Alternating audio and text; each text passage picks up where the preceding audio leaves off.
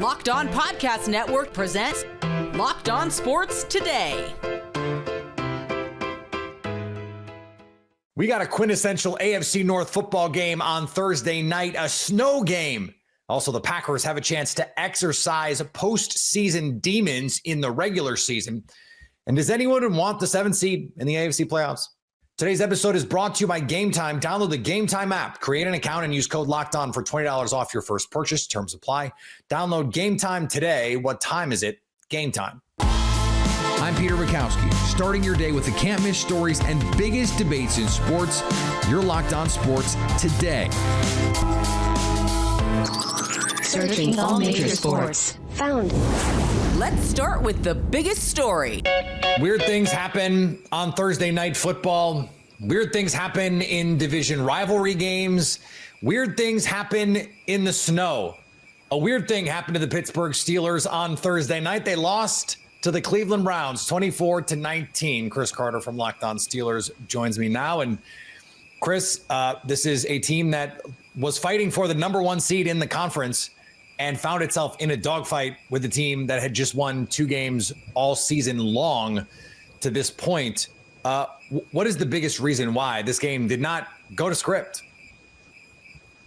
Well, I think it kind of went to script when you look at Steelers playing road games on Thursday Night Football in their division. When you look at how they play, generally, Mike Tomlin is now 0-6 in those games. Again, road games, Thursday Night Football in the division is the big denominator there. Then it goes, they're 0-6. The Steelers now 0-9 in their franchise's history during that stretch as well. Or no, 0-8, excuse me. But either way, this was one of those games where anything that went wrong could go, that could go wrong, did go wrong.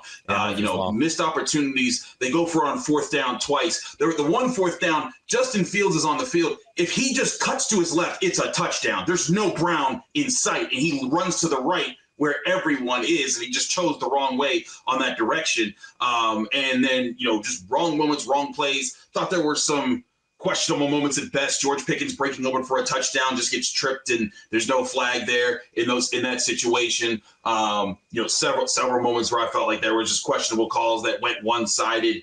This officiating crew, according to NFL Ref Stats, was pointing out that, hey, they call the home team a lot less often than the away teams when they do games, especially late in the game. And I think that played a factor. But this was one of those games, I think a lot of people are going to try to say trap game. I don't think this was a trap game. I think this is what the Steelers do oftentimes when they have to go on the road in a short week against an AFC North opponent. And again, the stats bear that out. They came in this game. I think that they kind of lost their game plan in mid first half on offense, and then they started to find it in the second half. They got a lead, and then just, again, weird thing after weird thing happened. They come in, they miss George Pickens gets shoved down on a deep ball on 3rd down. No call comes. They have a shanked punt. And then when Jameis Winston obviously commits intentional grounding, they're saying, oh, well, he was going backwards while getting hit. So that's not really intentional grounding when there was no receiver anywhere in the direction that's not how the rule works. Looking or throwing. And just several things. Yeah, exactly. It's like if his arm was hit while it was coming, I would get that, but he was getting pushed in his chest. There were just several things that just did not make sense from this officiating crew. But still, Steelers had several moments to control this game, and they didn't. And it just comes down to snowy, sloppy, bad penalties early, weird calls late, and then just wrong mistakes at the wrong moment. And still, it came down to a Hail Mary pass in the end. Is this Pittsburgh Steelers team closer to the version that we just saw go toe-to-toe with the Baltimore Ravens, or the one that lost to the previously 2-8 Cleveland Browns? Or is the answer yes? I think they're definitely the answer is yes. I think that's the thing, is that people don't understand the margins between winning and losing are often razor thin, even when you're playing, especially when you're playing different styles of teams. Part of this, I think, also comes down to, I think the Steelers, you're going to see them have the on short weeks coming off a big game on the road against a divisional opponent. They're going to have some tough sledding. But I think when you look at this season, they're 8-3. That's what I look at. And they've beaten multiple teams that are right in the playoff picture. The Ravens, the Commanders, the Broncos are even in the playoff picture. You look at the Chargers, they are another team that they beat. They've handled good teams this year. This was a sloppy game. And I think there were several moments everyone could kind of see, like, hey, normally the Steelers, they make this type of player, this type of things happens. But when you get down to a money game, both teams get money, and sometimes the better team that's better all year long does not come out on top. I think that's what happened in this game. Things just got out of hand, and again, they fought back, got the lead back, just couldn't hold on to it late as things broke out against them. You can stay up to date all year on the Pittsburgh Steelers by subscribing to Locked On Sports Today and Locked On Steelers on your favorite podcast app and on YouTube. You're Locked On a Football Friday. Coming up, the Packers can put away the Niners this week. Before we get to how, the Commanders are preparing for a Cowboys game they are heavily favored in. Get ready to tackle the NFL action with FanDuel, America's #1 sportsbook, because right now new customers can bet $5 and get $150 in bonus bets if you win. The FanDuel Sportsbook app gives you everything you need to place live bets on the NFL all in one place. So when you get a hunch in the middle of the game, you can check out the latest stats, view live play-by-play, and so much more on the same page where you place your bets. Just visit FanDuel.com to join today. You'll get started with $150 in bonus bets if you win your first $5 bet. That winning $5 bet could be on some Week 12 action. We mentioned the Commanders heavily favored over the Cowboys. Well, FanDuel, that's a big number. Washington is laying 10.5 against Dallas. It is crazy how bad this year has gone for the Cowboys, but no one's that sad about it. Visit FanDuel.com. Never waste a hunch and make every moment more with FanDuel, an official sportsbook partner of the NFL. Will the Commanders take care of business against the Cowboys? Yeah, I said it. For the Washington Commanders to win this game, I'm going to throw out kind of the obvious one here in the second one, but the first one's got to be move Terry McLaurin. And Marcus, I've actually got a question for you coming up here about that one. It'll be interesting to see what you say on it. Number 2, sack the crap out of Cooper Rush. You just have to do it, right? Especially if these offensive linemen can't get healthy. This is a game where you got to keep an eye on that Dallas Cowboys injury report, because who does and doesn't play is going to be really important. And don't give up any free chicken, right? We talk about those explosive passes to CeeDee Lamb. Rico Dowdle is a guy that, that pass play out of shotgun from the 21-yard line going in is the exact same pass play they used against the Arizona Cardinals. Mm-hmm. Saw it one time on tape.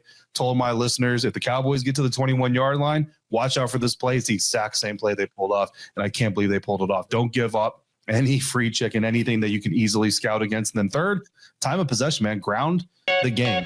Is there any prayer for the Colts to upset the Lions? I mean, any given Sunday, right? But come on, be serious. Yeah, so for the Colts, there's kind of some newness, with the quarterback situation developing all the time. But I would like to see them establish the run at some point with Anthony Richardson. Jonathan Taylor is going to get carries. They can't always run him throughout the game. They tried early last week, but it didn't work. I think establishing Anthony Richardson as a running threat as well, I think that certainly helps keep the defense honest a little bit. They can't always disguise everything they want to when your quarterback and running back are both effective runners. So get Anthony running a little bit as well. They did it last week for the first time this season, it seemed like. So let's really see them build on that. Limit turnovers. The Colts have had some careless turnovers this year. Anthony in his first stint as the starter, Joe Flacco had some really, really bad ones a couple weeks ago. Turnovers can happen sometimes. Just try and limit those. Like Anthony's had a problem with the sometimes, just the accepting the snap or the handoff exchange has been a problem. He's had a few fumbles based on that. Clean that stuff up, because that's so avoidable, and it's unnecessary to have creep in and, derail things just because you can't get the exchange down. So that, and then the pass rush, I don't think it's realistic to emulate everything Houston did to cause problems for Jared Goff. And the Cardinals need to keep up the momentum in Seattle this week. The first one's kind of a mindset thing. It's not like, the Cardinals need to instill dominance if they want to really solidify themselves. It's a perfect test for both teams. One, to flip the script, Seattle to emerge as the NFC West leader through 12 weeks.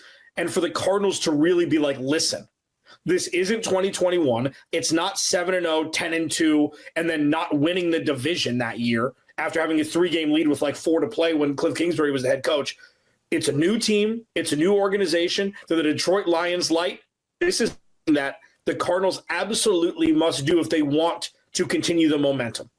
Getting a win at Lumen Field is something that is so much bigger than just one game to maintain the lead in the NFC West. Now, how they do it is they need to exploit the weaknesses of the Seattle Seahawks. And Corbin, you said it first, running the ball is how all of this starts and finishes. That's one of the ways the Cardinals can dominate. The Green Bay Packers have been haunted by the San Francisco 49ers in the playoffs. They have a chance this week to all but knock the Niners out of the playoff picture. I met with Brian Peacock and Eric Crocker from Locked On 49ers to discuss how this game will go down.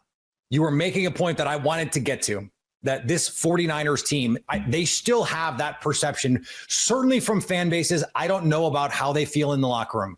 This team is laying in wait, that they are a coiled snake just ready to strike at any moment. And I'm sure there's a big group of 49er fans who are going, they're going to figure this out. Like at some point, they're going to look like that team. And that's why, to me, this is so important for Green Bay to treat this like a playoff game, to say we can beat the 49ers in the playoffs now, right now, today.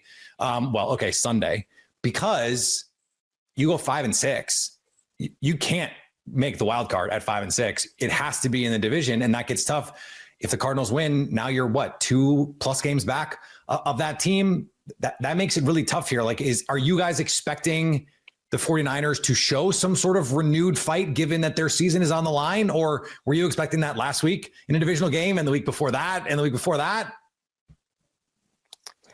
I think we have been expecting that fight, but you talked about Green Bay and, proving that they could beat the 49ers and, if they could beat them now, they could beat them in the postseason. I think for Green Bay, this one will be better than a postseason win, because if you beat the 49ers right now, they fall to 5-6 and they have to play Buffalo next week on the road. That's not a great recipe for success for the San Francisco 49ers. So this essentially is a playoff game for the Niners. It is a must win. I don't know how Peacock is looking at it, but do you see it the same way?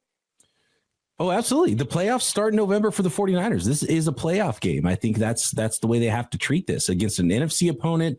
I saw the PFF had, if the Niners win, they still have a 55% chance of making the playoffs. If they lose, it drops to under 15% chance to make the playoffs. And you can still lose this game and mathematically make the playoffs, but you're just creating, and the 49ers have already created a level of difficulty that's unnecessary for this team right now. And so this absolutely has a playoff atmosphere. And the last time the Niners' backs were against the wall, the Niners have to win this game. And it was a tough game, short week, Thursday nighter on the road to the Seahawks.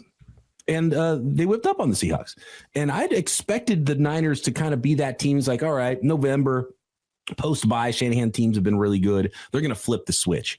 And after last week's game, week 11, against the Seahawks the second time, I thought, man, you know what? I don't know if this team has it in them. Maybe this is not the year that they're going to flip the switch.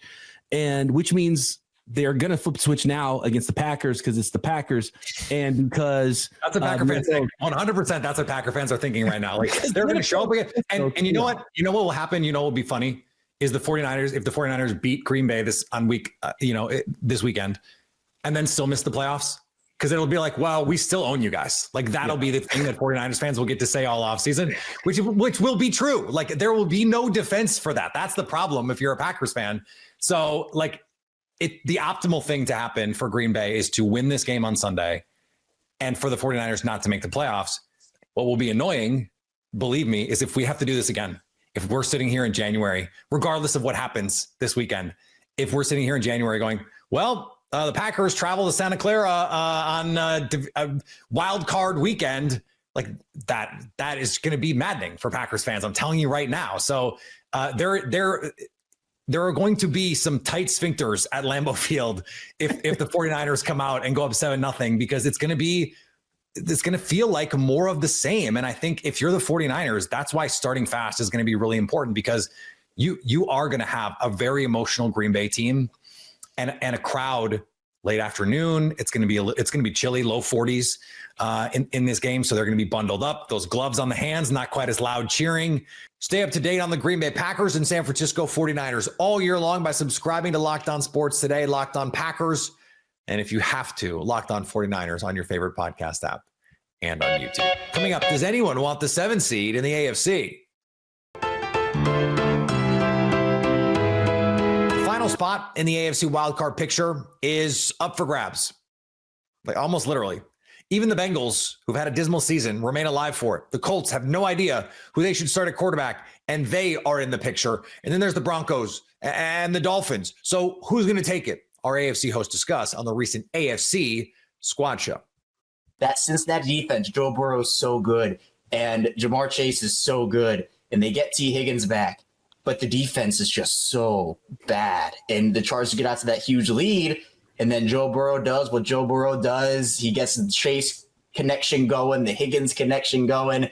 And then it felt like no one wanted to win the game at the end. It just felt like, no, you take it. No, you take it. No, you take it. Like, it felt like no one wanted to win it. And then finally, J.K. Dobbins said, all right, fine. If you really want us to win this, I'll go and win it for you. And he had that huge touchdown run. The Bengals couldn't seal the deal at the end there. The Hail Mary almost worked. It almost did. We've seen it work before this year. So, look, I think that this essentially sinks the Bengals. I know we were kind of talking about they have to win out if they want to even have a shot at the 7th seed, and I don't really think that's going to go and happen. But, man, that Chargers-Bengals game was something. And, look, I think the NFL definitely made the right call, and I'm sure they're glad they did with how that game ended up going. Well, you look at the point differential, Bengals at +1, 8th right now in the AFC when you look at it, and it has nothing like Joe Burrow. You look at that offense, no complaints. That defense, though, has been so bad. Even though they got Trey Hendrickson, who leads the NFL right now in sacks, it's weird to see the Bengals defense, especially a Lou coach team there, defensively struggle the way that they are. But and they're also dealing with now some injuries that are impacting them. They're not dead just yet, I don't think, but they are on life support and hanging on by a thread. Zach Hicks, let's take it to you as well, because the Indianapolis Colts are a team right now. They're still in the playoff hunt.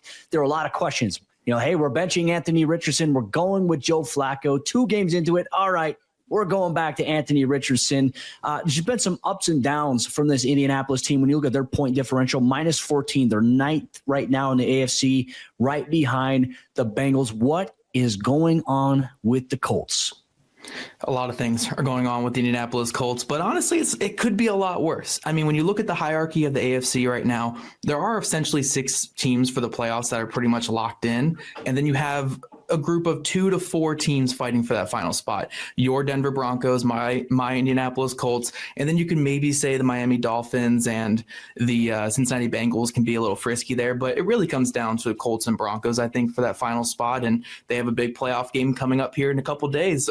Not this next weekend, but the weekend after. Essentially a playoff game for these 2 teams here. So you guys are never going to believe this, but when the NFL added a playoff team, a craven act to generate more revenue, despite not creating a better product, it diluted the talent. It almost deleted the talent. It diluted the talent in the playoff race. Duh. When it was only 6 teams, you were almost assured, you were going to get 6 good teams. You add 1. Are they going to be a 500 team?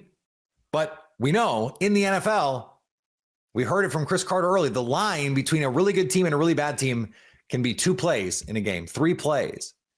And so, yeah, even a bad 7 seed, we saw the pre-Legion of Boom Seahawks upset the Saints in a home game where they were underdogs. There was a huge record and talent discrepancy, but it's the NFL. Any team can win any week. It's why we love the sport. And finally, there was little doubt about this, but Colorado Buffalo star Travis Hunter will declare for the 2025 NFL Draft. Hunter told reporters of his decision on Thursday. That's definitely for sure. Do you want to think about it a little bit? Maybe. No, you're good. All right, got it. Cool. Many believe he'll be the top pick in the draft as he plays both sides of the ball and does well in both roles. Maybe not the number 1 overall pick, but could be. We've seen crazier things. Not a deep quarterback group, not a high-end quarterback group. He said that he could play both sides professionally, saying nothing has stopped me from doing it thus far. We'll see. What is his best position? Receiver, corner, both?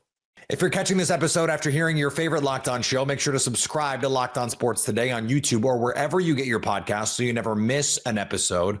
Also, if you're a new subscriber to Locked On Sports Today, we're here for you with the biggest stories in sports every day. Coming up on the next Locked On Sports Today, will the Niners be out of the playoff picture? God willing. So at least until tomorrow, stay Locked On Sports Today. Locked On Podcast Network presents Locked On Sports Today. Go to our video on demand. Click on sports at the top of your screen. There, you'll find past episodes of Locked On Sports Today, plus other Locked On shows on demand.